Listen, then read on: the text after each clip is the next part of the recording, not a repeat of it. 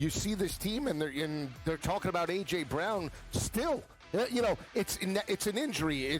We want him. Are we going to ship him? This situation has to play out in the sense of, I think he wants to be there, but at the end of the day, you can't disrupt the locker room every single week. And the Eagles need him to be there if they're going to make a Super Bowl run. Pro Football Today, only on SportsGrid. The playoff matchups for Asher Genty are not great. We start to look ahead. I know it's early, but it's not that early. So Genty, I think, is still a better long-term guy than it is maybe a redraft situation, especially with the schedule maps out. But I don't see a lot of games where he's potentially in a situation where the Raiders are ahead and running the football a ton, if you know what I mean. It's kind of tough out there for the Las Vegas Raiders. Fantasy Sports Today, only on SportsGrid. Are they chanting? Is it over? Does They'll he accept be gone the by resignation? halftime. No, Are they chanting fire? Brian probably. Kelly, Yeah, clap, clap, it would clap, be. clap, It clap. would be warranted. It would be. I mean, you won a national championship in 2019. You're getting top 5, top 10 recruiting classes each and every year. You had the quarterback back to back to back to back. How many more chances are you going to get? I mean, really, what are we doing here? SportsGrid's College Football Today. Very young team outside of Durant. They're going to be an impossible out in a 7-game series, and I'm predicting it right now. If the seeding lines up, you are getting the Thunder and the Rockets in the Western Conference Finals. There's not another team in the West that's going to be as good as the Rockets are when we get to playoff time. The Craig Carton Show, only on SportsGrid.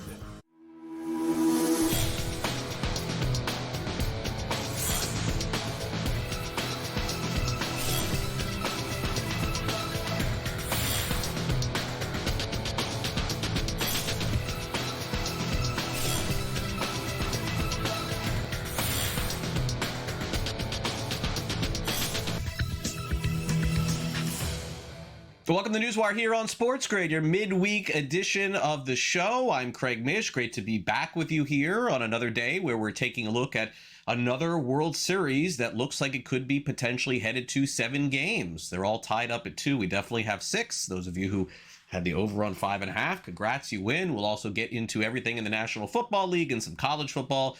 Lots of big news in the world of sports betting. Sam McQuillan will give us the very latest on that. We'll also dive into some college football with Donnie Rightside, who will be on the show as well. And our resident expert on TV and streamings, we will have Simon Applebaum on the show as well to tell us exactly how the World Series has shaped up thus far, the people that are watching and not watching over on Fox. But the biggest story in sports over the last week and a half, 2 weeks, is the sports betting scandal that has operated in the National Basketball Association, specifically surrounding player who maybe end up being a former player, and Terry Rozier. The Miami Heat this morning are looking for an exemption to potentially get him off their roster and get that money back to be able to use it. But meanwhile, we found out yesterday that Rozier faced an $8 million tax lien, which could explain some of the reasons why he was giving out information on his betting props that could potentially make him some individual money. The IRS filed an $8 million federal income tax lien in Broward County, which is where Rozier has a residence, and that's also where I have a residence as well. According to a federal indictment unsealed last Thursday, Rozier is accused of providing non-public information about his plans to leave a March 2023 game early to a friend, De Niro Laster. That's the guy he gave the information to, and it made him about $100,000.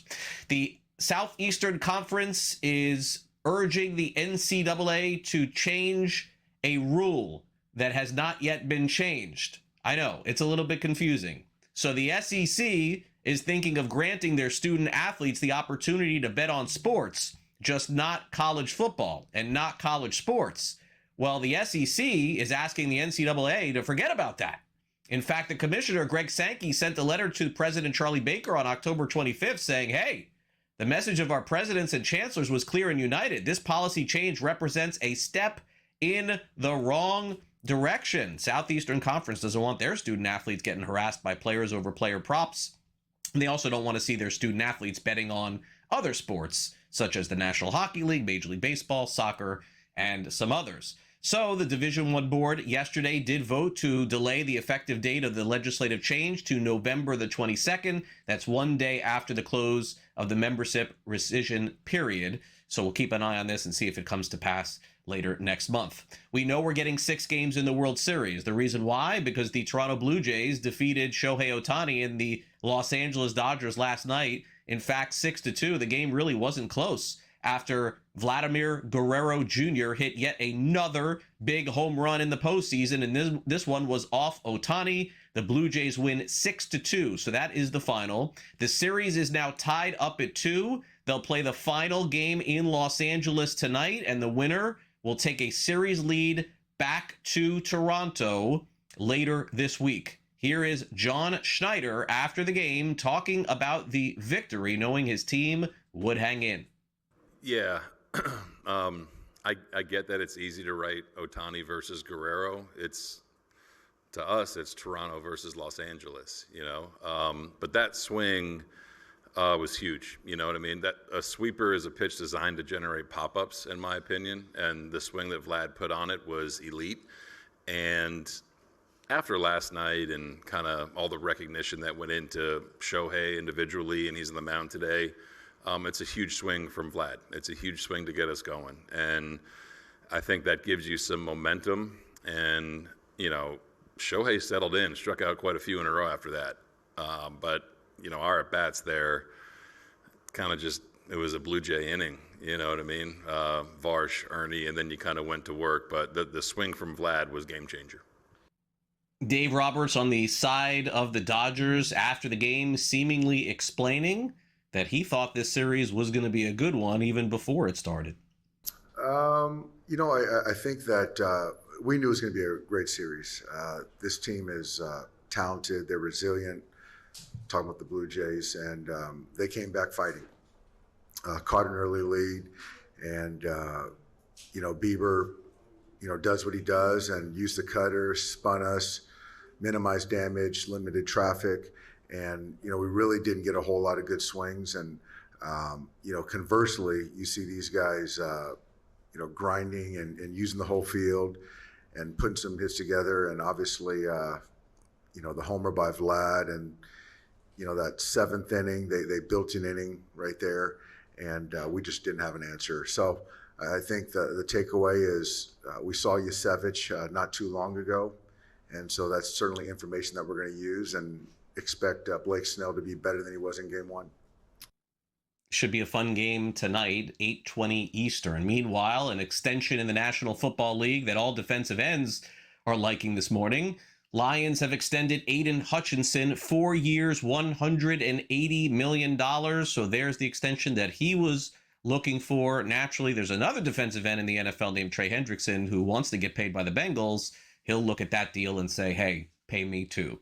Jaden Daniels is going to be back on the football field this week for the Washington Commanders. Dan Quinn said he will return to practice today, so expect to see him back on the NFL field later this weekend. Lamar Jackson, meanwhile, is back at practice, and it's a very quick turnaround because they play the Miami Dolphins on Thursday night.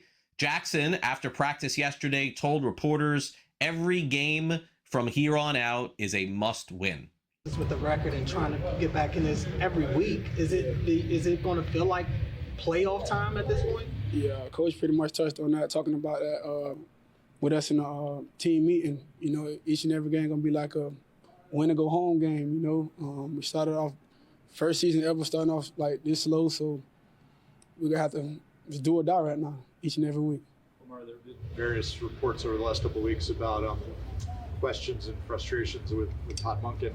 Where do you stand with that? I mean, do you have faith with do you have faith in him as the coordinator? Yeah, man. We've been winning all these games over the years with him. It's about 30 years, so I mean. The start of a slow season, I feel like everybody play a part in their own way, so can't just put that on one person.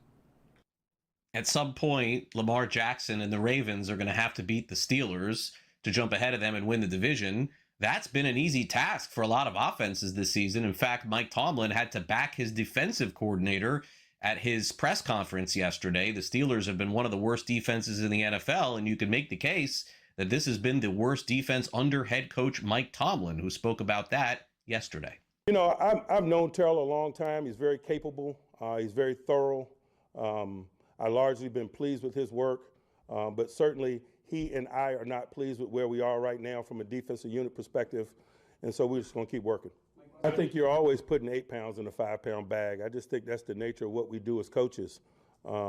There's never completeness of work. You never can say, oh, we got that. Now, you got it until the next time something comes up. And that's not only defensively, but that's in all 3 phases of the game. You're continually tooling and retooling what it is that you do, making sure that it remains sharp, and when it doesn't, finding the appropriate fixes or alterations in an effort to keep concepts, people, or units going. Steelers did add a couple of defensive players via trade yesterday. Keon White and Kyle Duggar were traded from New England to Pittsburgh. We'll see if that helps. Meanwhile, great start this season for the Golden State Warriors. They win again yesterday, easily over the Los Angeles Clippers as a slight underdog. 98-79 the final. Jimmy Butler, 21 points. Steph Curry, 19 points in this one. Meanwhile, the Oklahoma City Thunder, after a championship less than a year ago, are off to a 5-0 start. 31 points for Shai Gilgeous-Alexander as Oklahoma City beat Sacramento. Also, Giannis and the Bucks beat the Knicks 121-111. And one of the best starts in the NBA's Eastern Conference is the Miami Heat. They've scored 115 points plus in each of their 4 games this season. Yesterday, they beat the Hornets 144-117. Mark Zinno joins us next to weigh in on the Atlanta Falcons and a whole lot more. Don't go away.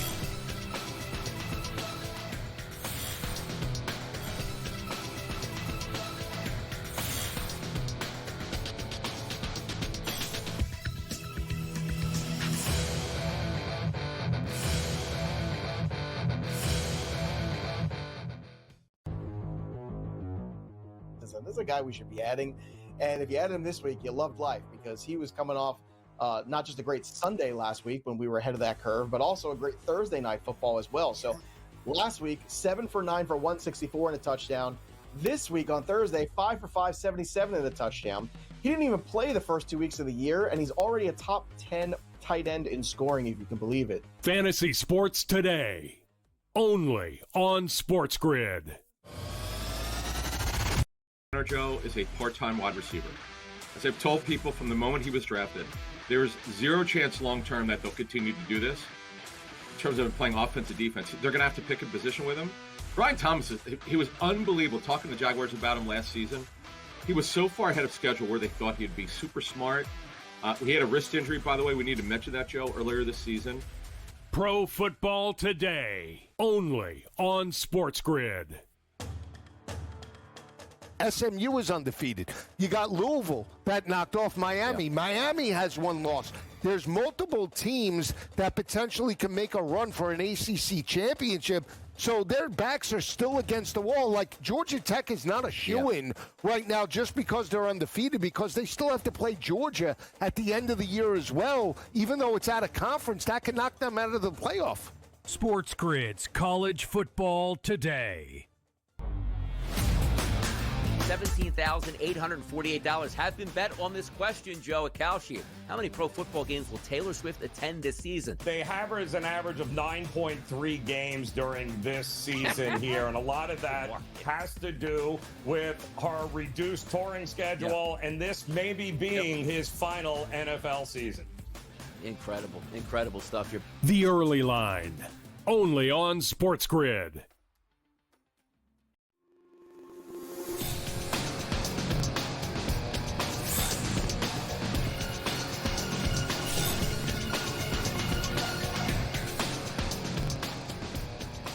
Welcome back to NewsWire here on SportsGrid. I'm Craig Mish. We're joined now by Mark Zinno, who's going to break everything down for us and all the intricacies of the Atlanta Falcons. And boy, there are many. The Falcons this season have been one of the hardest teams week to week to identify. Some big wins for them over Buffalo, some sad wins for them, sad losses for them against Miami, Carolina. It's just, Mark, been a really up and down season for them. So naturally, when this happens, it's time for the media to start asking questions. I know Raheem Mostert feels a little bit under fire, I'm sure, as well. But I'll start off with you. Why so inconsistent with the talent, especially offensively, that they have?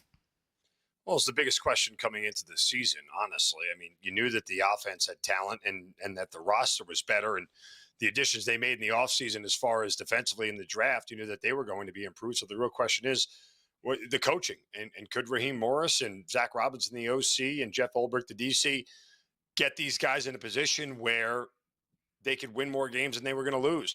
The problem is here, more than anything, is that when they get out-coached, Greg, they get wildly out-coached. And you saw that in Carolina, and you saw it against San Francisco, and you saw it on full repeat against Miami in the last game that they played. So they're not a very good adjustment staff, particularly offensively.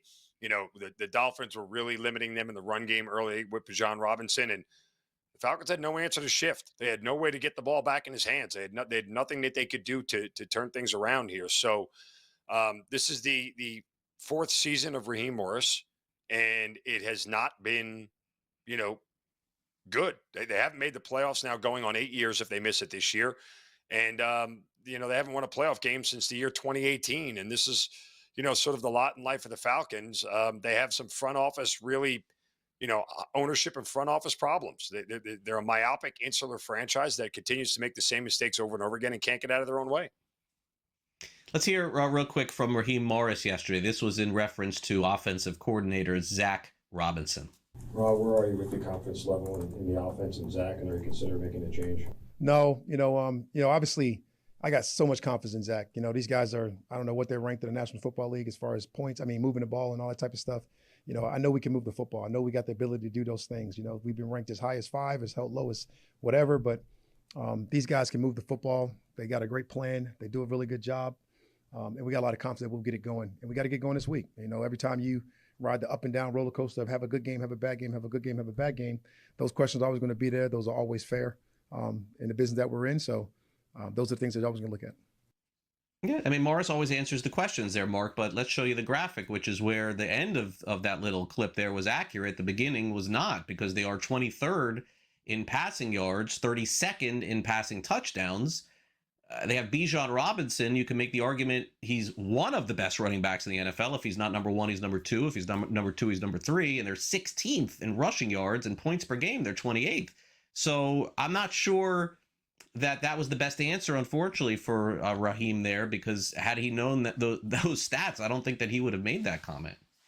I don't know if you're aware of the voice who asked that question, but that was my question to him in the press that was conference. You? Yeah. So thank you for good question. Showing me some love. But to your point, look, and the other big problem is that this team is bad in the red zone, right? Like for a while there in the first 4 or 5 weeks, they were near the top of the league in time of possession because they'd get down the field and then ultimately have to settle for a field goal. And that kind of just belies the fact of why they're so low scoring.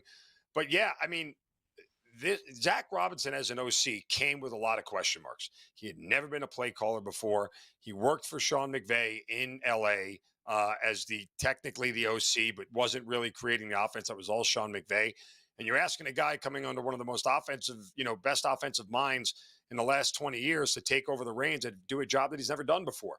We all knew that was going to be somewhat of a bumpy road for him, and he just hasn't figured out a way out of it. They moved him down from the booth to the field a couple of weeks ago. They had a good game against Washington, and it felt like things were going to get turned around. And then lo and behold, the inconsistency shows back up again. So it's really hard when you go from a team that beat the Bills, and then from the second half of that Bills game to the next 2 full games, 10 quarters, you've scored exactly 2 touchdowns, and one of them was in garbage time against Miami last week. Does he like you, Raheem, would you say? No, he does. Where are you at with him? We have a great relationship. I mean, he knows I'm going to ask the questions I'm going to ask. Yeah, of course. Yeah. We have a very good relationship. I respect him. And I really do like him. And I've said this repeatedly, Craig. I like Raheem. I think he's a great guy. I think he's a genuinely good man. And I just don't know if he's a great head football coach. So I think he's a good football coach, yes. But being a good head coach and a great head coach are different than being a good football coach. I think he's a very good football coach. I just don't know if he's a great head coach. Yeah, and everyone does like him. The players like him too. Unfortunately for Raheem, one way or the other, I mean, it's up to him. I mean, the loyalty we're going to find out, because in order for him to coach again, based on what I'm seeing next year, they're going to have to get a new OC. I mean, you're right about that question. There's no getting around that. So if track record tells us anything, the Falcons go into the New England Patriots building this week and win easy, right? They're getting 5.5 points. The total is 45.5. They had no problem beating up Buffalo, so they're going to win this week outright. Just take the money line, right? That number feels short, doesn't it? I mean, after just getting smoked by the Dolphins, and again losing to the 49ers, that number feels short. This is the same number, by the way. The Falcons are a 4.5-point dog at home against Buffalo. Now they're a 5.5-point dog in New England. We assume these teams are fairly similar. Again, I think that the swing is sort of justified. And remember, Buffalo came in 4-1 at that point in time after suffering a loss to the Patriots. So at least the perception of the teams was a little bit different. But I mean, it feels like a big spot for the Falcons, one that they have to at least be competitive in. But I don't see a real path to victory here other than Drake May having a bad game. Like, we still have questions whether Michael Penix is going to play at this point. And if it's Kirk Cousins, I don't think there's much of a drop-off from an odds perspective, but if it's Kirk Cousins, there's a drop-off from rust and ready-to-play perspective. He looked bad against Miami. He looked rusty. Yeah. He hadn't played football in a long time. Why? Well, because he hasn't played football in a long time. He's a backup. Yeah, we saw that last week. Real quick, highest-rated game of the NFL season is coming Sunday night, Chiefs-Bills. Chiefs slight favorite here. You pick a team in this one? Any lean yet, or going to wait? I'll take the Bills plus the points at home. All right, plus 1.5 and plus 108 on the money line. All right, Mark, thanks again for coming on. Really appreciate it. Thank you. All right, Mark Zinno with us. We'll take a quick time out and be back with the sound off next.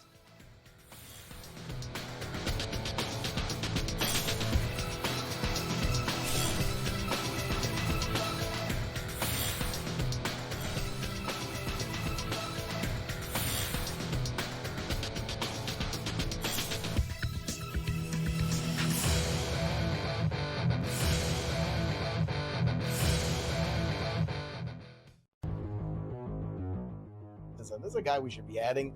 And if you added him this week, you loved life because he was coming off not just a great Sunday last week when we were ahead of that curve, but also a great Thursday night football as well. So last week, 7 for 9 for 164 and a touchdown. This week on Thursday, 5 for 5, 77 and a touchdown. He didn't even play the first 2 weeks of the year, and he's already a top 10 tight end in scoring, if you can believe it. Fantasy Sports Today, only on SportsGrid. Travis Hunter, Joe, is a part-time wide receiver. As I've told people from the moment he was drafted, there is zero chance long-term that they'll continue to do this. In terms of playing offense and defense, they're going to have to pick a position with him. Brian Thomas, he was unbelievable. Talking to the Jaguars about him last season, he was so far ahead of schedule where they thought he'd be super smart. He had a wrist injury, by the way. We need to mention that, Joe, earlier this season. Pro Football Today, only on SportsGrid. SMU is undefeated. You got Louisville that knocked off Miami. Yeah. Miami has one loss. There's multiple teams that potentially can make a run for an ACC championship. So their backs are still against the wall. Like, Georgia Tech is not a shoo-in right now just because they're undefeated, because they still have to play Georgia at the end of the year as well. Even though it's out of conference, that can knock them out of the playoff. SportsGrid's College Football Today. $17,848 has been bet on this question, Joe Acalshi. How many pro football games will Taylor Swift attend this season? They average an average of 9.3 games during this season here, and a lot of that has to do with her reduced touring schedule, and this maybe being his final NFL season. Incredible stuff here. The Early Line, only on SportsGrid.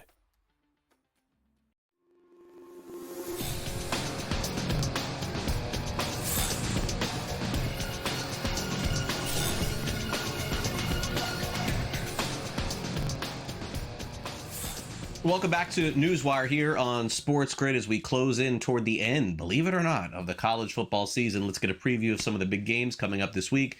Look at the opponents. Yesterday, we took a look at Texas, Tennessee, and Cincinnati. Today, we hear from the head coaches at Vanderbilt, Oklahoma, and Utah. Those are the three marquee games coming up this week inside the top 25. We preview them here with the SportsGrid Sound Off.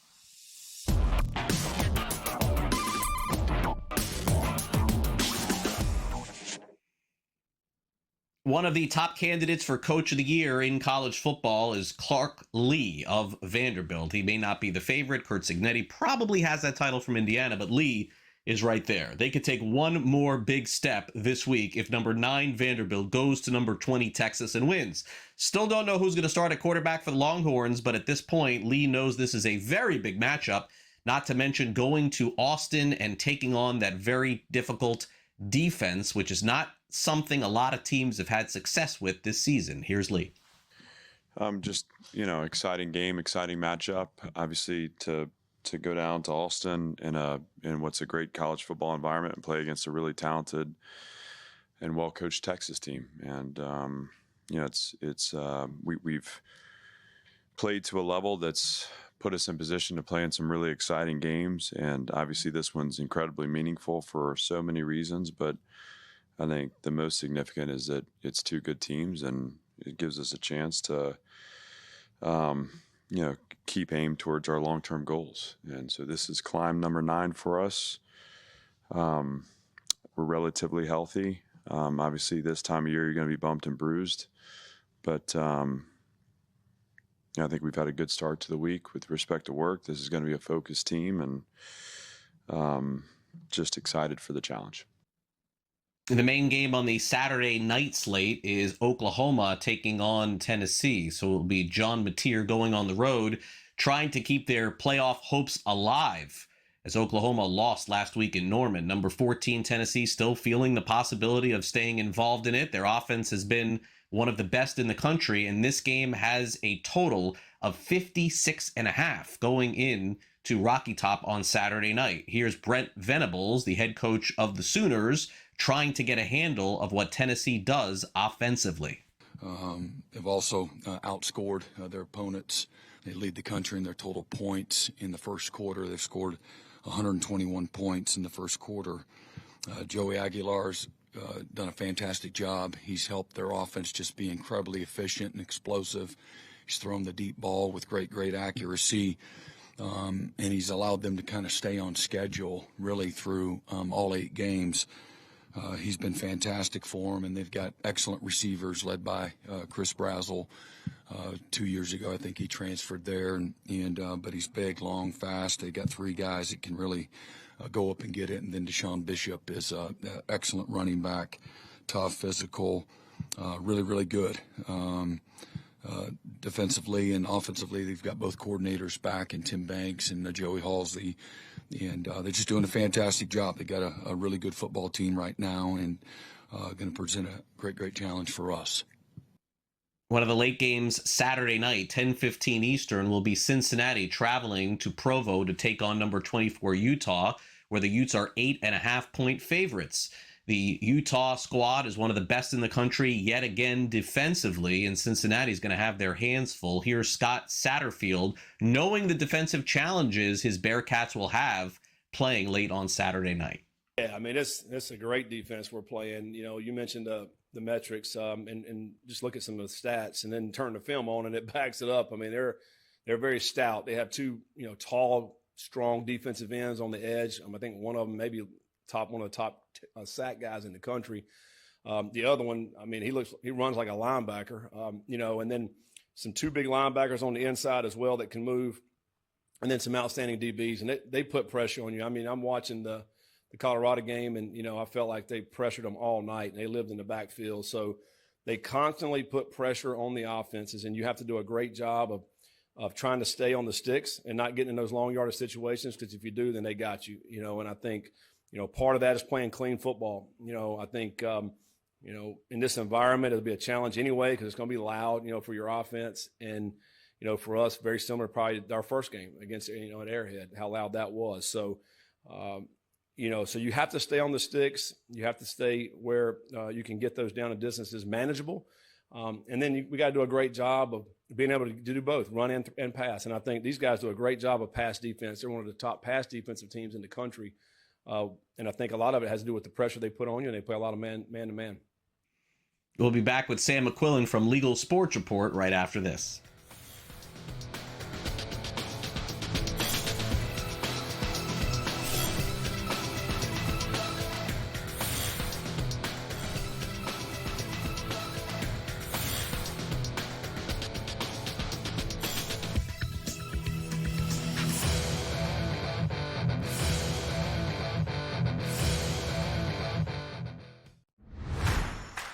they got to go win and execute, and they can't be inconsistent. And that's the thing. It's like Ohio State, Indiana, Oregon really consistent. And then who is that fourth question mark? And there's been inconsistencies throughout. Hey, Michigan goes out to the West Coast and gets manhandled, and then they come back and then they win. Like, who's the consistent one that is the fourth? The Bobby Carpenter Show, only on SportsGrid. We're going to have bet tracking for the first time. If you have a FanDuel account, you'll be able to track your bet on the Prime Video games. And tonight, if you are part of the ESPN Mega Content Service, we understand from an organization called Antenna that 2 million people at least have the ESPN Mega Content or Limited service. You will be able to track your bets also on tonight's NBA coverage. So this is the beginning of a major new era for basketball on television. NewsWire, only on SportsGrid. Like Marchand said, they're all a bunch of dirtballs, so I fit in with them. You know what I mean? Remember, like, the Phillies baseball team, like, with Kroc and Dykstra and all those guys? Like, yeah, they're just a bunch of dirtballs, right? And that's what the Panthers are. They're all the same. Like, they're all like to drink. They're all tough. They're all dirty in the corner. You know what I mean? They'll all do whatever it takes to win, but that's why they've won 2 cups in a row. In-game live, only on SportsGrid.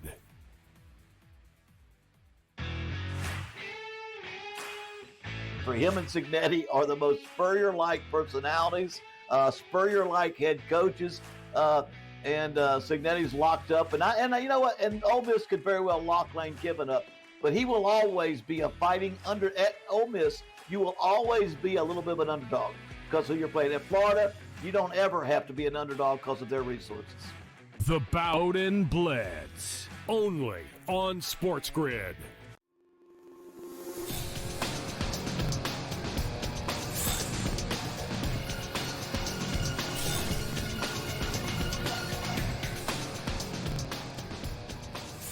Welcome back to NewsWire. Sam McQuillan is with us from Legal Sports Report, and you can read all of the stories that we discuss here on the show over at LegalSportsReport.com. Sam, great to have you back here on NewsWire. And fallout from last week continuing into this week. National Basketball Association getting some clapback by Congress. Hey, you guys got to pay more attention to what's going on with your players. Make sure that there's no props being bet on, no illegal card games. Like, I don't know how the NBA is supposed to monitor this stuff, but where do you think we're moving forward here, Sam? You think any new changes are coming? Any props off the board or anything like that? Adam Silver seems to have his hands full with this.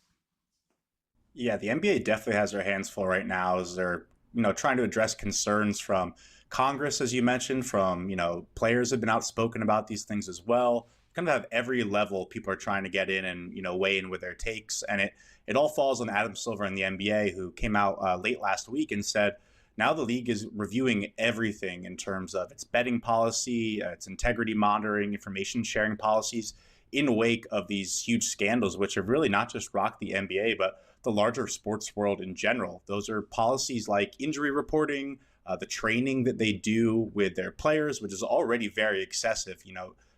Players like Rozier, who are allegedly involved in this, coaches like Billups, who are allegedly involved in this.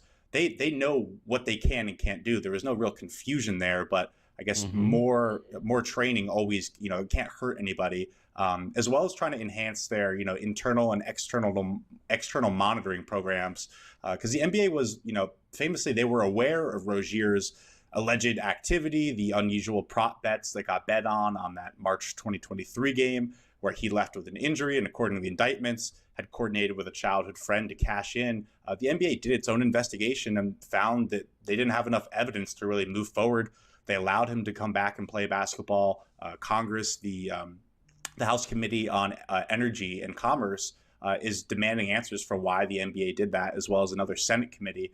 Silver's been very outspoken so far in terms of, we need more resources. We need more federal guardrails. He even went as far to say on the Pat McAfee show recently that he wishes this wasn't a state-by-state regulation thing where there was some sort of federal framework and involvement. Now, obviously, sports betting has largely been left up to the states, which is why we have, the environment that we have now. But I think when, these cases come out, we're kind of moving beyond the standpoint of, yes, it's good that this all got caught.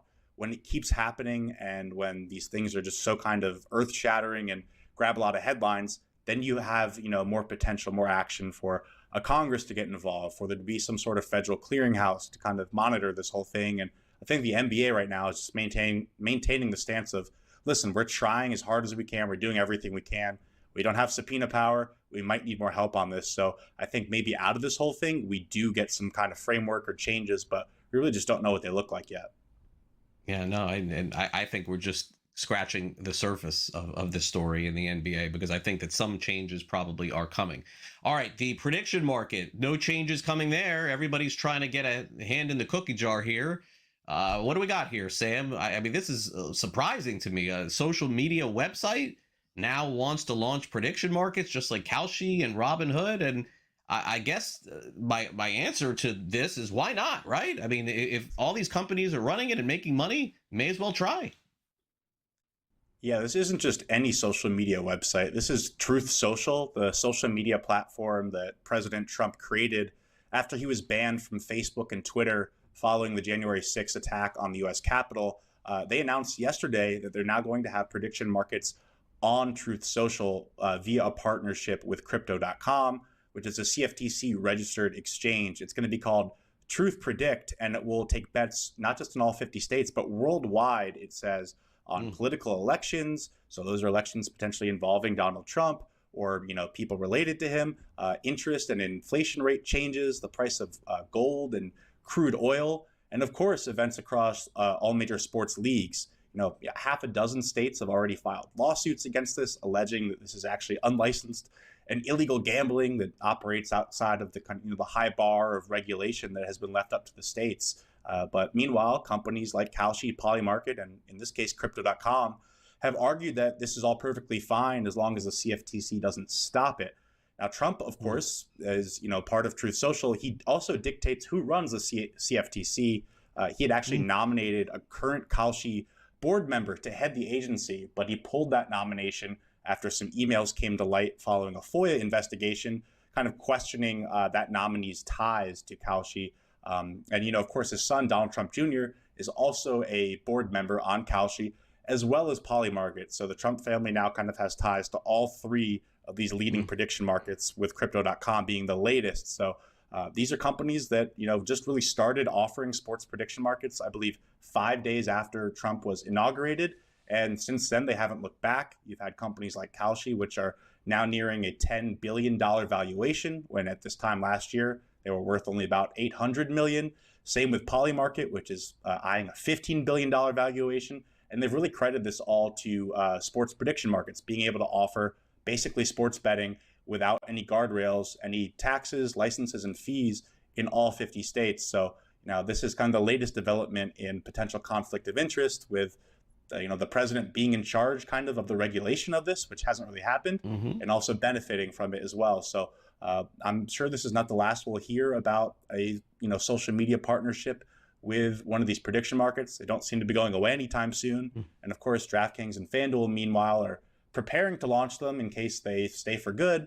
But states have also threatened to revoke their betting licenses if they do. So it's another wrinkle in this whole mess of prediction markets. But the story becomes more fishy as we move on. Finally, Sam, it appears the Southeastern Conference is not on board with their student athletes betting on sports. And it appears that the NCAA has decided to at least hear them out. So this tells me that before this happens, I feel like we're going to be going back and forth with this for a long time. I guess the bigger question has to be asked is it, state by state, is it constitutional to prevent the student athletes from betting on sports that have nothing to do with them? And I guess that's the debate that will go back and forth. Yeah, that was basically one of the major reasons that the NCAA decided to make this change, where they would allow college students, or college athletes rather, and athletic department staff to bet on professional sports. There was this longstanding rule that prevented them from doing it, that obviously existed before you had the NCAA doing partnerships with sports books and before states really started to legalize gaming.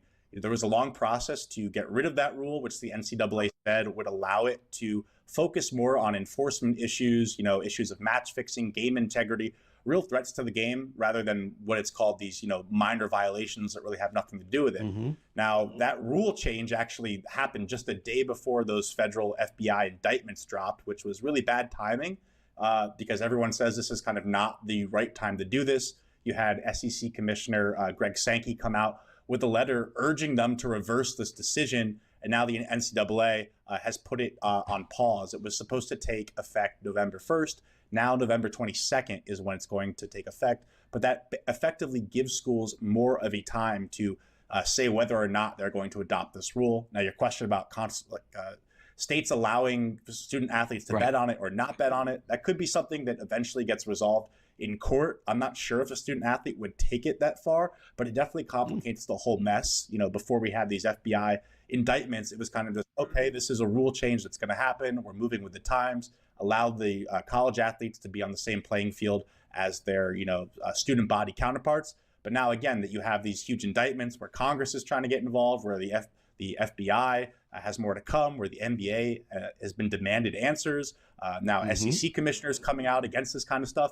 It just really complicates the whole thing and kind of, puts more of a spotlight on the integrity concerns, which so far had kind of, just been in the background. But now that you see them really up front, it's causing changes like this. And we'll see what ends up happening with this. But I imagine you're right. It will probably be some more back and forth before the end.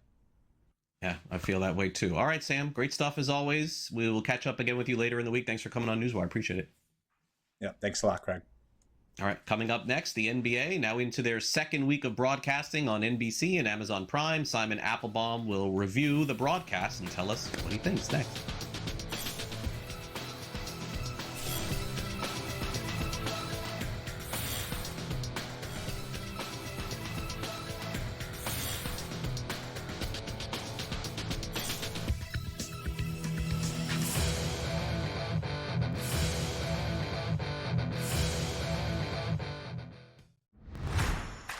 They got to go win and execute, and they can't be inconsistent. And that's the thing. It's like Ohio State, Indiana, Oregon, really consistent. And then who is that fourth question mark? And there's been inconsistencies throughout. Hey, Michigan goes out to the West Coast and gets manhandled, and then they come back and then they win. Like, who's the consistent one that is the fourth? The Bobby Carpenter Show, only on SportsGrid.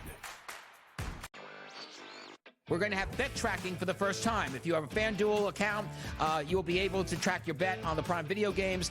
And tonight, if you are part of the ESPN Mega Content Service, we understand from an organization called Antenna that 2 million people at least have the ESPN Mega Content or Unlimited service. You will be able to track your bets also on tonight's NBA coverage. So this is the beginning of a major new era for basketball on television.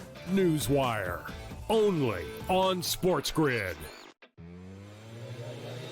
Like Marchand said, they're all a bunch of dirtballs, so I fit in with them. You know what I mean? Remember, like, the Phillies baseball team, like with Kroc and Dykstra and all those guys? Like, yeah, they're just a bunch of dirtballs, right? And that's what the Panthers are. They're all the same. Like, they're all like to drink. They're all tough. They're all dirty in the corner. You know what I mean? They'll all do whatever it takes to win, but that's why they've won 2 cups in a row. In-game live, only on SportsGrid.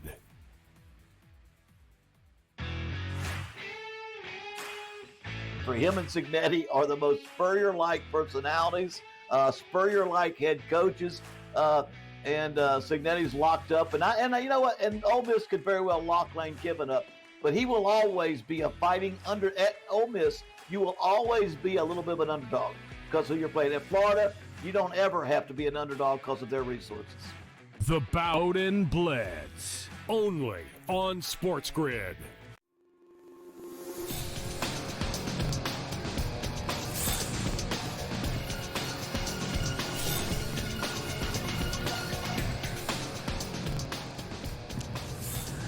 Simon Applebaum is back for the podcast. Tomorrow will be televised. The NBA is back with their second week of broadcasting on NBC and Amazon Prime. Let's bring Simon in to get the very latest, and we'll hit on that, Simon, here in a minute. Naturally, the NBA got rocked with the betting scandal this past week and indictments for a current head coach, and naturally a player who's playing in the NBA is an unfortunate look, and certainly everyone has their opinion on that, but the NBA is kind of forced into this situation because of a couple of bad situations to address it, and that's what was playing out right now, not only with the NBA, but in the coverage of it as well. Absolutely, Craig. I'm great to be back with you. And I got to tell you, Thursday, ESPN and Fox Sports and maybe CBS Sports had one of the worst days in their lives because of the lack of coverage of this NBA, both these NBA betting situations. First of all, both ESPN and Fox Sports did not cover live the Kash Patel FBI director press conference. How they could not do that is rip the schedule up and do that is beyond me. You have to wonder whether the folks involved with Outside the Lines or the Going Deep show on Fox Sports 1, what they were thinking about the lack. I mean, if you're ESPN and you can't cover this press conference live, then use ABC News' resources. If you're Fox, use Fox News Channel or Fox Business Network to do it. The fact they didn't do it and then did very little until later in the day, even though ESPN did have a reporter at the press conference with Kash Patel, is crazy. And then for Stephen A. Smith to go on a crazy rant, which basically did not address the situation, put even more fire to the situation.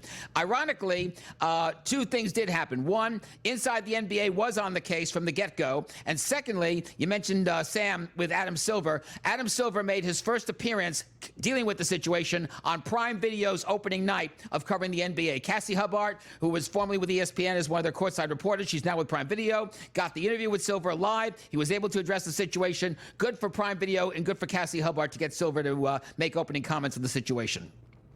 Amazon Prime jumps into NBA coverage on Friday night, a new cast. I saw a lot of different programming, and Simon, I saw the way that they covered the games, a comfortable couch, Dirk Nowitzki, different faces, names involved in the broadcast as well. How do you think they made their debut? They made their debut fine. A lot of responses on social media and the internet said that Prime Video looked like they were in mid-season, late-season form, given that was their first doubleheader ever of the NBA. I thought the pregame show looked great. They did address the situation with the NBA betting scandal. I mentioned Adam Silver getting the exclusive interview, his first public comments on Prime Video. I thought Ian Eagle, Kevin Harlan, and their respective commentators were in great form. You know when you're going to get Ian Eagle and Kevin Harlan calling play-by-play in a game, it's going to work out great. And I agree with you. I thought Dirk Nowitzki made a terrific debut with Prime Video. The pregame show looked great. The visuals were good. The graphics were good. Kudos to Prime Video all around for a great first effort. And don't forget, they also had the interactive features, and they also had the bet tracking, so that if you had the FanDuel account, you could at any time interactively find out how your sports bets were doing. So overall, great job by Prime Video. We don't have the viewership numbers yet, but I hope we'll get them before the end of the week.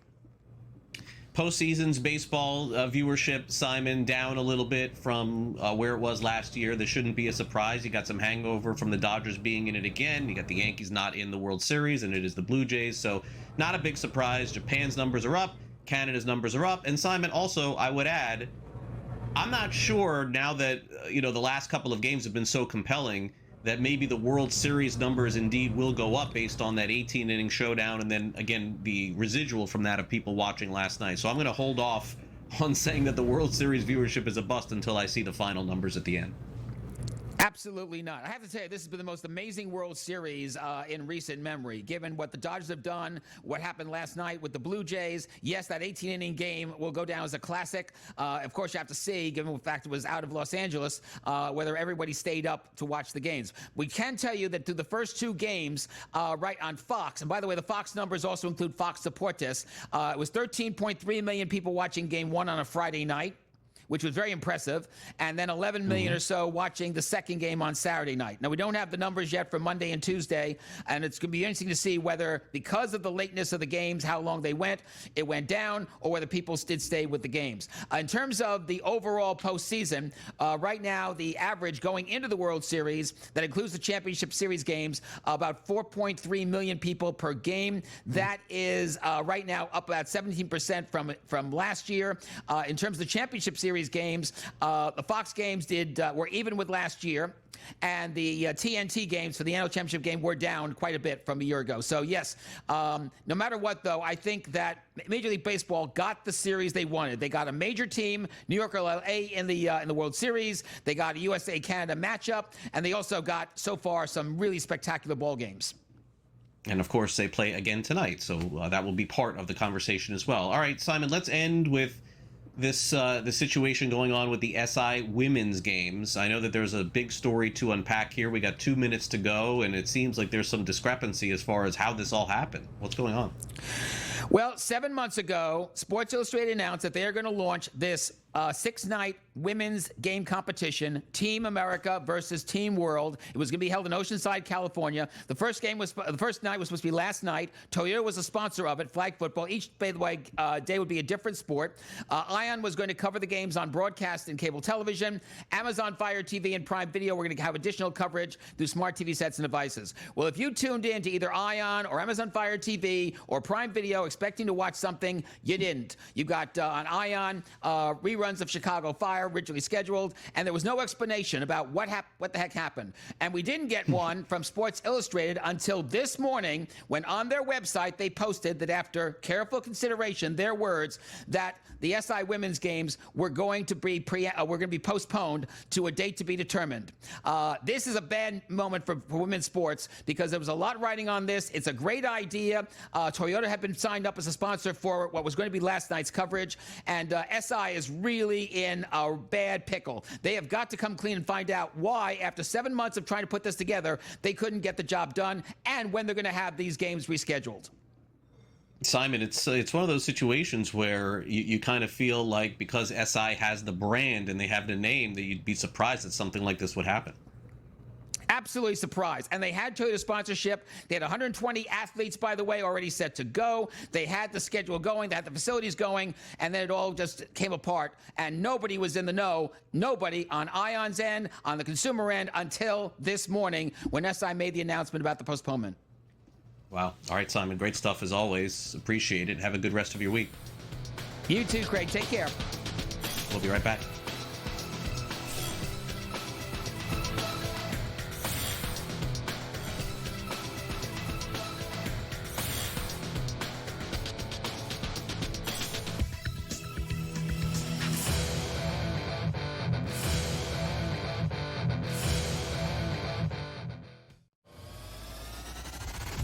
You see this team, and they're talking about AJ Brown still. You know, it's an injury. We want him. Are we going to ship him? This situation has to play out in the sense of, I think he wants to be there, but at the end of the day, you can't disrupt the locker room every single week. And the Eagles need him to be there if they're going to make a Super Bowl run. Pro Football Today, only on SportsGrid. The playoff matchups for Asher Genty are not great. We start to look ahead. I know it's early, but it's not that early. So Genty, I think, is still a better long-term guy than is maybe a redraft situation, especially with the schedule maps out. But I don't see a lot of games where he's potentially in a situation where the Raiders are ahead and running the football a ton, if you know what I mean. It's kind of tough out there for the Las Vegas Raiders. Fantasy Sports Today, only on SportsGrid. Are they chanting? Is it over? Does They'll he be accept gone the by resignation? halftime. No, Are they chanting fire? Brian Probably. Kelly, Yeah, clap, why? clap, It would clap, be. clap, It clap. would be warranted. It would be. I mean, you won a national championship in 2019. You're getting top 5, top 10 recruiting classes each and every year. You had the quarterback back to back to back to back. How many more chances are you going to get? I mean, really, what are we doing here?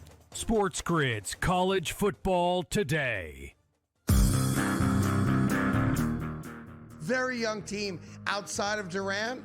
They're going to be an impossible out in a 7-game series, and I'm predicting it right now.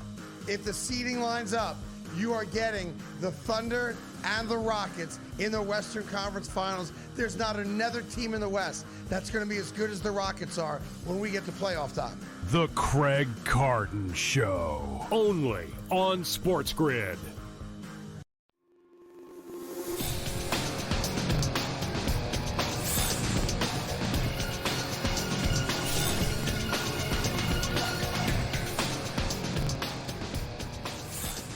Tough week this past week for the Chicago Bears, who finally lost a game. They were on a nice winning streak, but the Bears certainly are having a, I would say, very acceptable season based on the fact that they drafted very well and got a new head coach in Ben Johnson. It seems like the Bears still have a possibility of getting into the National Football League playoffs, but we'll see what happens. One of the contributors to that team is wide receiver Rome Odunze, who's off to a nice start this season.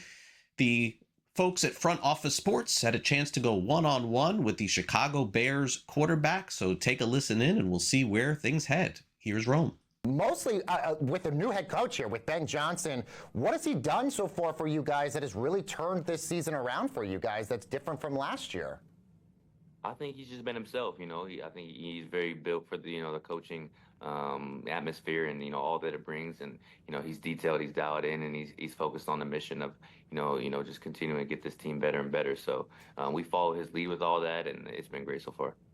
Yeah, right now you guys are 4-3. You're in the playoff hunt right now, but this division is so stacked. I mean, your division is insane. What is sort of the next half of the season going to look like it's going to get you guys into the playoffs? Yeah, no, we're going to have to, go on a streak here for sure. Just seeing the teams that we're, competing against. There's, the best division in football is looking like, for 2 years in a row. So we just got to be on our P's and Q's and go on a run here. So that way, when it's all said and done, we put ourselves in a good position to get in the playoffs. And what have you noticed about your quarterback, Caleb Williams? From year one, obviously, being a rookie is really, really difficult, especially playing quarterback in this league. But what sort of changes and jumps have you seen him make into year two with you guys? Honestly, I just feel like he's had continuous improvement. That's, quarterback play as a whole, understanding this offense obviously is being new this year. He's done a great job of understanding the scheme and the system. And then when it comes to throwing the football, being a quarterback in this league, I feel like he's improved, in those aspects as well. So I think he's on a steady path of constant improvement, and I'm excited where he's going. Well, and how would you also characterize your relationship with him? I think that's kind of on the same vein. It's continuous improvement for us too, and the chemistry we've had together. We've been able to connect on several different plays this year, make some big plays, and obviously there's room for improvement as well. So just looking to minimize the errors and maximize the successes. Now, of course, right now you guys are playing in Soldier Field, but here in the foreseeable future, the Bears are going to be moving to the suburbs in a brand new stadium. Obviously, that's really exciting for all, the nice bells and whistles, but there have been some Bears fans that are a little sad that you guys won't be in the city anymore. You won't have the Chicago skyscape behind you. Does that make you sad at all, or are you excited for this new journey that you guys are taking to the suburbs? Yeah, I mean, for me, I'm super excited to have played in Soldier. For me, I leave that, opinion up to fans. The Chicago fans are very faithful. So, who am I to say, where that stadium should be and, where, Chicago Bears fans should enjoy their football, coming from the West Coast. So I let them have that judgment. But at the end of the day, I think regardless, we're going to go out there and put a good product, put Bears football out there on display wherever we got to play at. I want to ask about, obviously, you were teammates with Michael Penix Jr. when you guys were at Washington, back in college football. What are you thinking about his success that he's had so far with Atlanta? Is it cool to see a former teammate of yours also thriving in the NFL? Oh yeah, absolutely. That's my dog. I look at that every week to see what he's putting up, what he's doing over there, and I think they have a great thing going over there in Atlanta. So it's super exciting to see him have his success. Just knowing his story and who he is as a person as well. And that goes for all my UW guys. My JP, with the Saints. My boy J Mac. Both my boys getting healthy right now, but I'm excited to see all of them shine. Just got to play Roger Rosengarten, my tackle from college, who was at the Ravens. So. Shout out to all the UW cats. Do you ever hope someday maybe you guys will reconnect and play on the same team again someday? Sure, yeah. Maybe when it's like year 15 and, we're going off contract, something like that, we could hook up. But, that would be dope. But we'll see where that goes. You never know. So I was reading a little bit about, your back history, which is so interesting. Obviously, you were born in Utah. You were raised in Las Vegas. I'm curious to see the growth of a town like Las Vegas right now. For the longest time, there were no professional sports teams in Vegas, and now it seems like it's kind of the mecca of the sports hub right now. Just as somebody who's lived in Vegas, what has it been like to sort of see the growth of that city and embrace basically all these sports teams that you're now seeing come into the city? Man, it's been amazing. That's definitely, an underrated part of Vegas right now. Just the experience of it prior to that, and now, just being a big sports fan is amazing. Seeing the Aces do their thing when the Golden Knights came in, it was amazing. Obviously, got to be partially a Raiders fan, being from the city. Got the A's coming in, so It's just so exciting for the city, especially, after all those years, people telling us we couldn't have a sports team and all that. So now we're proving all wrong, and they're all doing great things. So that's definitely one of my favorite parts of the city right now, for sure.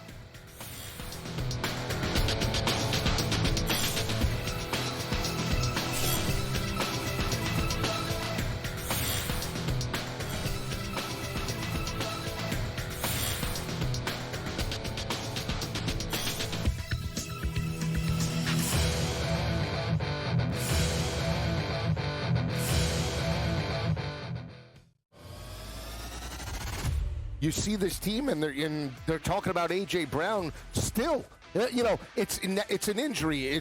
We want him. Are we going to ship him? This situation has to play out in the sense of, I think he wants to be there, but at the end of the day, you can't disrupt the locker room every single week. And the Eagles need him to be there if they're going to make a Super Bowl run. Pro Football Today, only on SportsGrid. The playoff matchups for Asher Genty are not great. We start to look ahead. I know it's early, but it's not that early. So Genty, I think, is still a better long-term guy than is maybe a redraft situation, especially with the schedule maps out. But I don't see a lot of games where he's potentially in a situation where the Raiders are ahead and running the football a ton, if you know what I mean. It's kind of tough out there for the Las Vegas Raiders. Fantasy Sports Today, only on SportsGrid. Are they chanting? Is it over? Does he They'll be accept gone the by resignation? halftime.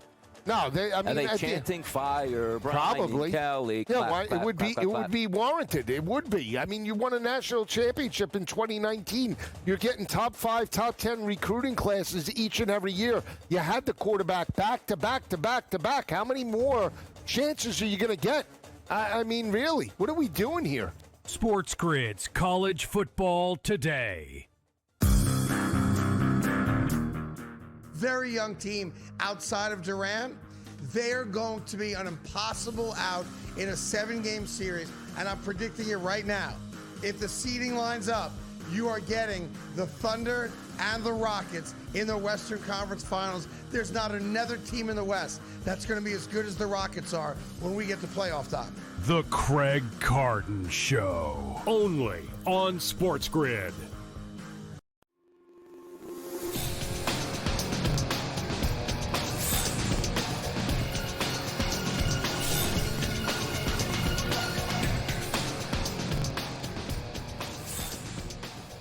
Welcome back to NewsWire here on SportsGrid. Hey, we got Donnie Rightside in the house. He loves those late night baseball games until 2 and 3 in the morning because he's got to wake up at 4 to do a show here on our network, Donnie. And I'm not going to ask if you've been staying up late. I know the answer to that. But how do you recap an 18-inning game before your show in the morning? That's the bigger question. Unbelievable. Yeah, just got to wake up. I almost had the perfect storm, by the way, there, Craig. Like, if we would have still got that game into the 23rd or 24th inning, I would have woken up and said, this is perfect. Every game should start at 8 o'clock and run till 4 a.m. so I can watch it and carry it right through the show. Unbelievable stuff. It is a shame that because a younger me would have loved that and would have said, oh, no, 18 innings, give me 20, give me 24 innings. I've had nothing to do the next day. That was some theater that I missed and most people did, but I can't really get mad at baseball for starting a game at 8 o'clock and ending at like 3 o'clock Eastern. I mean, Jesus, my goodness. Yeah, that was really late. Yeah, I don't think that I've stayed up till 3 o'clock in the morning in years, but I did for that game. I actually did stick it out. But we'll get to baseball here in a minute.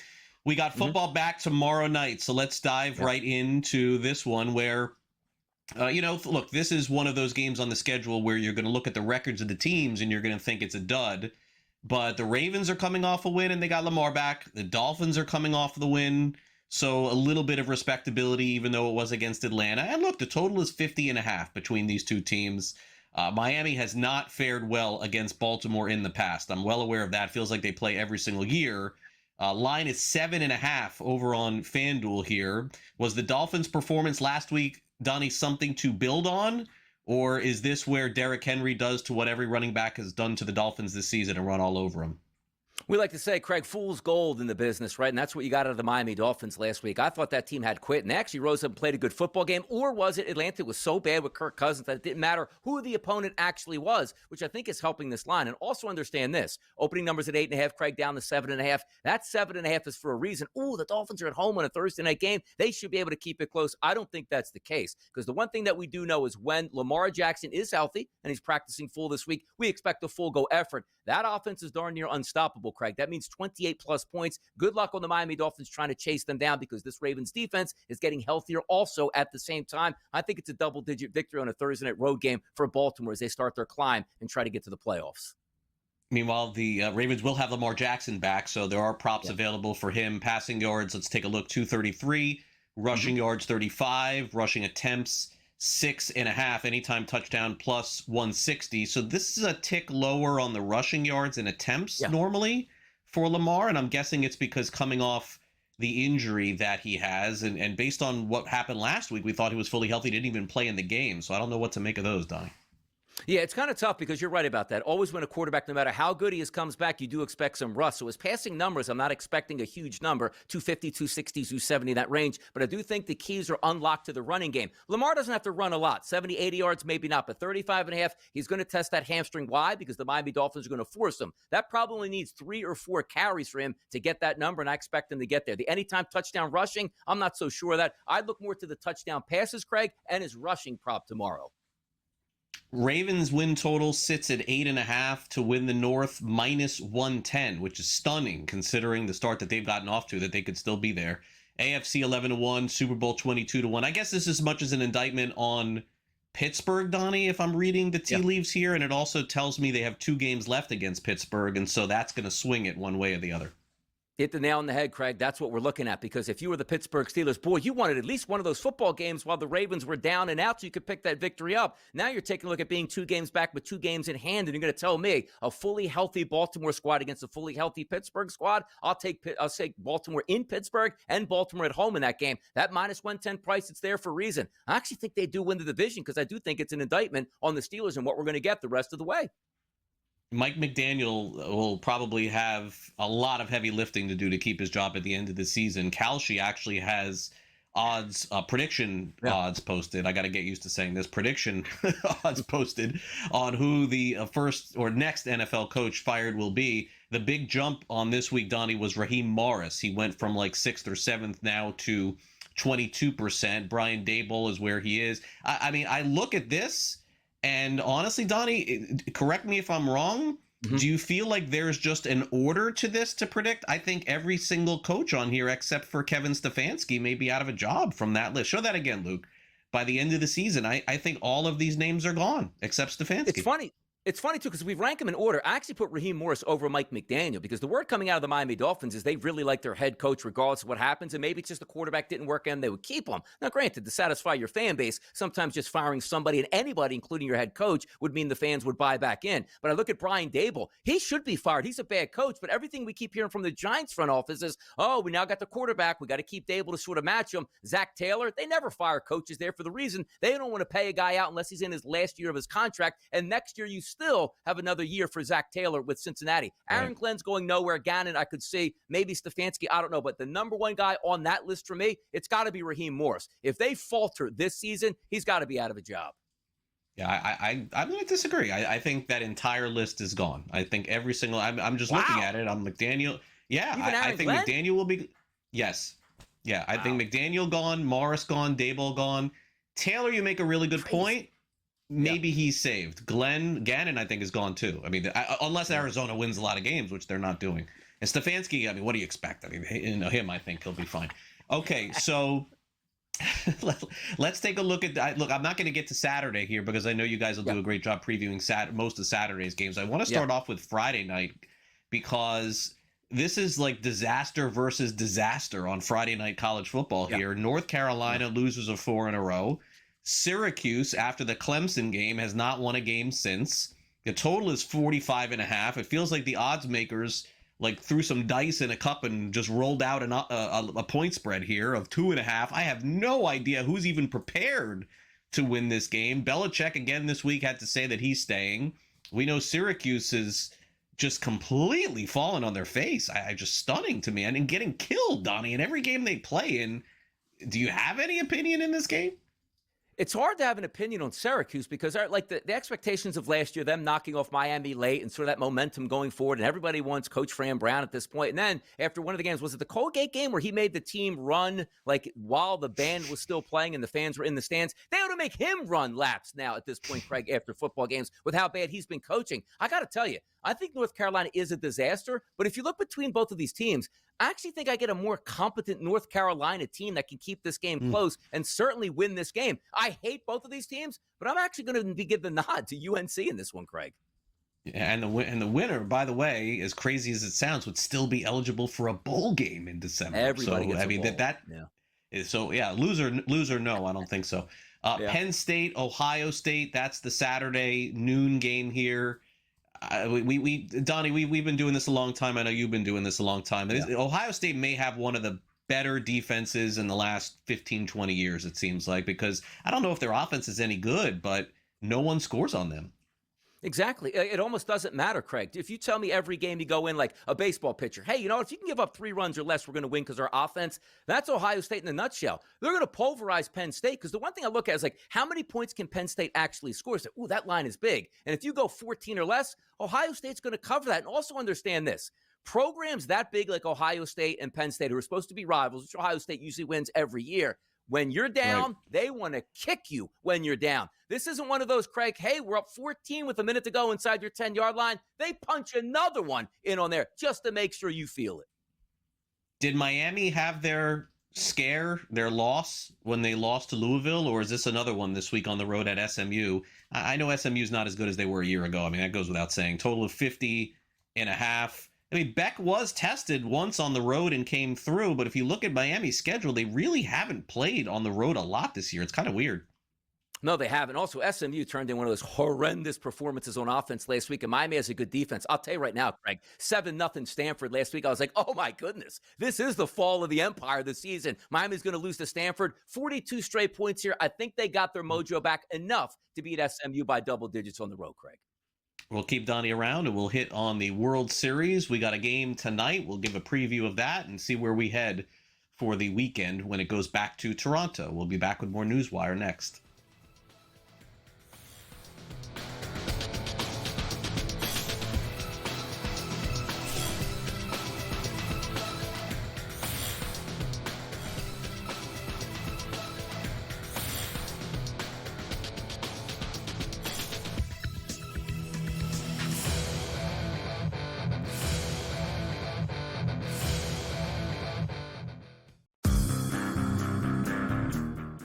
Very young team outside of Durant. They're going to be an impossible out in a 7-game series, and I'm predicting it right now. If the seeding lines up, you are getting the Thunder and the Rockets in the Western Conference Finals. There's not another team in the West that's going to be as good as the Rockets are when we get to playoff time. The Craig Carton Show, only on SportsGrid.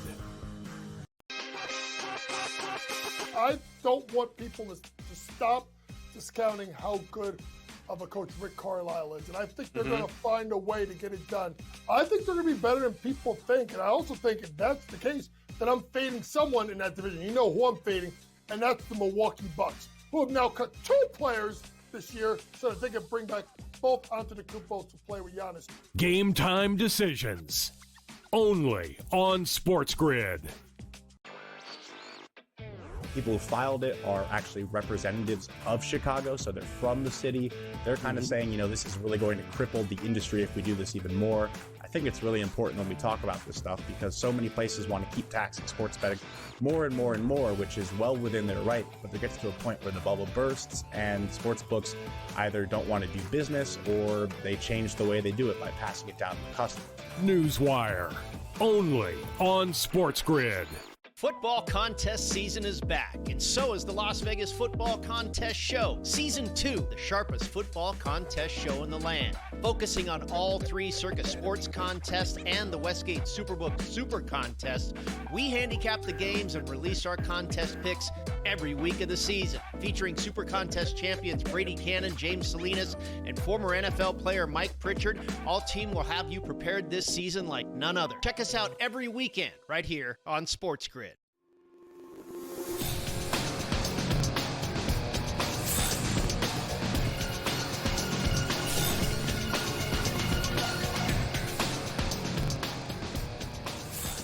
We got Donnie Rightside back with us from the early line. This is probably Donnie and I's last chance on either my show or his to really get into a lot of baseball, because this series, no matter what, is going to end this weekend, and it's on to next year. So let's hit up Donnie here and see if we can predict an outcome of this. First, let's go to the recap.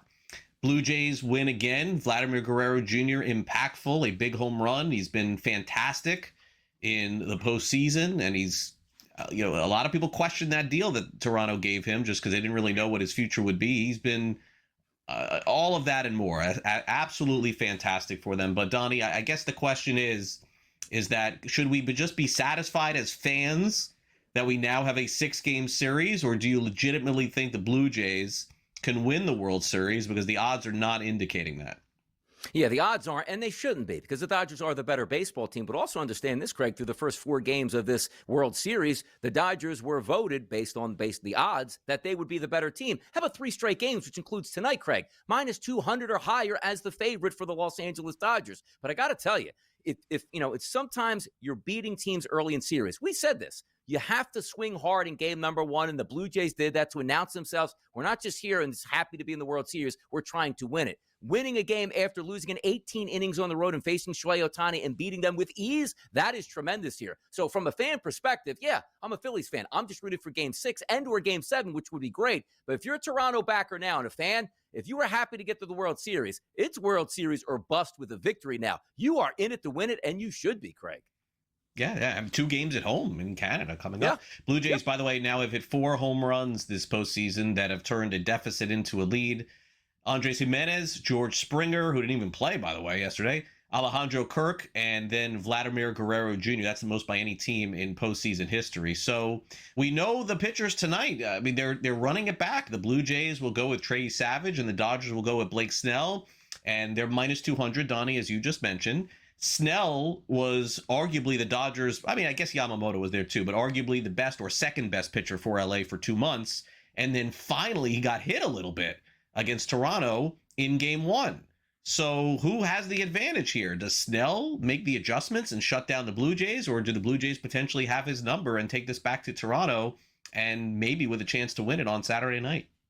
It's a really good question, because even coming into the series, Craig, like sooner than later, the Dodgers pitchers have to have a little bit of regression. You just can't give up 0 or 1 runs in every start here. And Blake Snell was absolutely filthy in his first 2 starts, then comes back in Toronto and does get lit up. Now, there's 2 things they can look out for. Maybe tipping his pitches. Maybe they have to pitch a little bit backwards in the series in game number 2 for Snell. But I do think the Dodgers are the better team. And sometimes you do lean on, hey, Snell's been there, done that before in big environments and won big baseball games. You Savage's first year through the playoffs, maybe that does change a little bit. Do I want to lay the minus 200? I'd be more inclined to say, you know what? If the Dodgers win this game, I'm not laying minus 205. I'll take the run line, more of a plus 100 angle in this one. But for me tonight, I do think it's the Dodgers. It's an easy way out because they are favored by 2-1. But I do think they have the better lineup and the better pitcher, and I'll take that time and time again, Craig.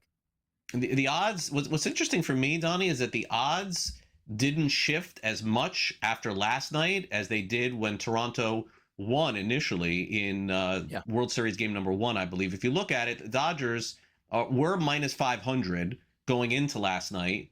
And now, if you take a look at it, they're minus 160. After Toronto ended up winning the first game, Toronto was a very light dog. But as you can see here, the odds makers are still telling us it's the Dodgers World Series to lose at this point. And if it goes 6 games, you get minus 120. It goes 7 games, it goes plus 100. So this is, Donnie, your last chance to pivot or predict anything. Who wins it and how many games? Rooting for Toronto, and I want it to go to 7 games. But being honest, Craig, again, if it's just about every time I take the mound, I have the better pitcher and the better lineup, that's supposed to win out. Now, even if you say that, you might have some interesting buy points, Craig, if the Dodgers do lose this game tonight and say, well, I have to win 6 and 7 in Toronto. It's not crazy to think they can do that. That's the angle I would like best. And converse, vice versa. If the Dodgers win tonight, I don't really know if I'm jumping on the bandwagon for Toronto to win both of those games back in Toronto. So from a betting standpoint, I do think the Dodgers win the series, but part of me is just hoping the Dodgers lose tonight, and then I get to pick the Dodgers at basically an even price where I'll be favored in game 6 and 7 and see if they can ride this one out. But again, being a fan, give me game 7. Give me a 3-2 game late in the 8th inning, 9th inning. I can't wait to watch this thing play out. It's been a great World Series from a fan perspective. So this is a question that I think that is fair to ask. So let's say, well, first of all, let me show you the World Series MVP odds where Vladimir Guerrero Jr. now is the favorite to win if Toronto wins. But let me pose it to you this way. Let's say that hypothetically Toronto wins tonight, LA wins game 6, Toronto wins game 7, but Ohtani is Ohtani in those games. Is there a chance that Ohtani could win the MVP without winning the World Series with his team? I don't think so because of the Guerrero odds. That they went from 10-1 to 3-1 this morning. So it tells me no. But do you think the same thing or no? Now, I don't think he has a chance, the loser, the chance to do that, because understand this. Maybe you could say, well, Vladimir Guerrero was bad in the first couple rounds, even though it's not supposed to make any difference. But you tell me Vladimir Guerrero throughout the playoffs could hit 400 and his team wins, and he hit a couple big home runs in the World Series. I can't see giving it away. And also from a betting technique too, Craig, you look at that and say, would you rather just take Ohtani to win the MVP if you like the Dodgers to win the World Series, or if you just want to take Vladimir Guerrero at that plus 300 price or higher because it's better than the price point right now on the Blue Jays to win the World Series? Yeah. But I do hasten that because it feels like you still got maybe 5, 6, and 7. There's a guy named Freddie Freeman in that lineup that's known to hit big home runs. The worst case scenario is like, ooh, let me take Ohtani because he's going to win it. The Dodgers win it in 7. Freddie Freeman has another big-time home run. They came like, why didn't I just take the Dodgers? Sometimes you outsmart yourself. But Freddie Freeman lurking in the background, that would scare me if I'm just picking Ohtani to win the MVP.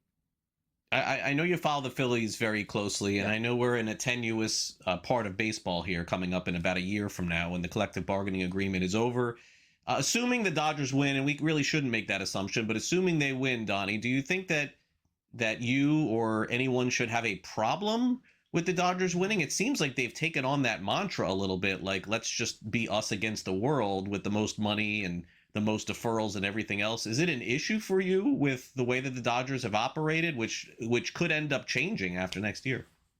Since I'm a Philadelphia Phillies fan, I say no, because my team loves to spend money. I don't want to see a cap. I don't want to see a floor. It hurts my team. Like my Philadelphia Flyers throughout the 80s and 90s, they didn't win a Stanley Cup, but they were competitive. Why? There was no cap, and we spent a lot of money. But if you're Pittsburgh Pirates or the Minnesota Twins, you want this thing burned to the ground, even if it takes a full year or 2 for baseball to sit out, Craig. Yeah, should be a very compelling story as we move on. Donnie, thanks again for coming on. We'll see you soon. Sure. See you. We'll wrap it up next.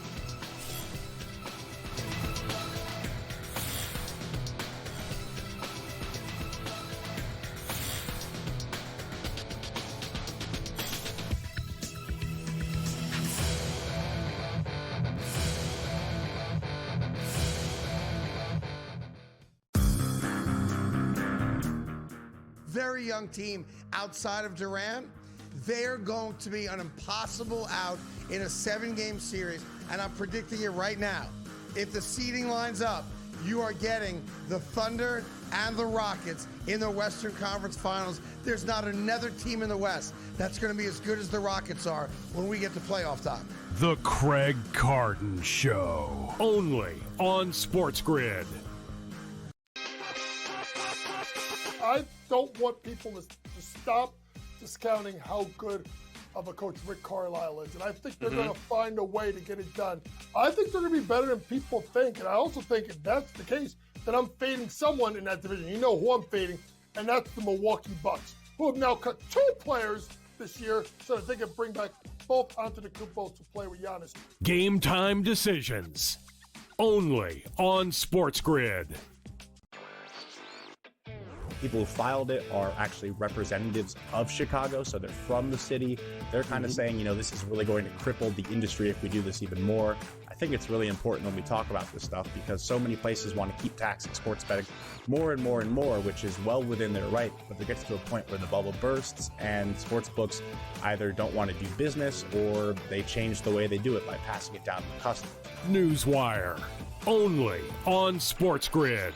Football contest season is back, and so is the Las Vegas Football Contest Show. Season 2, the sharpest football contest show in the land. Focusing on all 3 Circa Sports contests and the Westgate Superbook Super Contest, we handicap the games and release our contest picks every week of the season. Featuring Super Contest champions Brady Cannon, James Salinas, and former NFL player Mike Pritchard, all team will have you prepared this season like none other. Check us out every weekend right here on SportsGrid.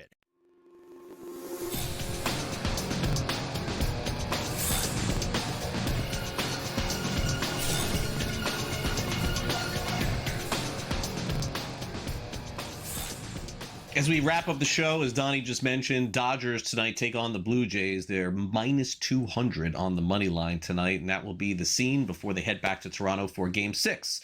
As we wrap up the show today, we'll hear from His Airness, Michael Jordan, also Kirk Cousins, with an opinion on his season, and Drake May does a nice thing for the kids. We'll have that and more. It's time now to wrap up our show with some last licks.